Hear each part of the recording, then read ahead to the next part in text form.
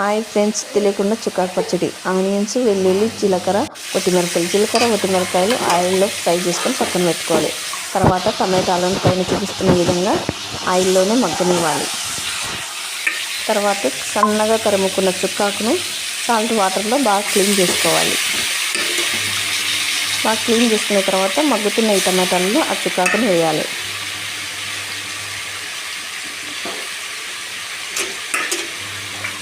ఇలా అంతా వేసిన తర్వాత బాగా కలుపుకోవాలి.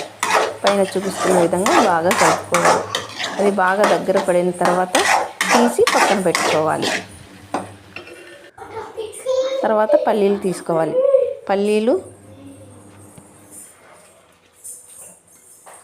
ఒట్టిమిరపకాయలు, జీలకర్ర ఫ్రై చేసి పెట్టుకున్నాం కదా మనం.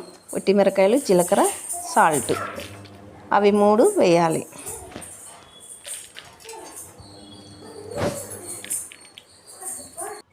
అవి 3 వేసిన తర్వాత కచ్చాపచ్చగా గ్రైండ్ చేసుకోవాలి.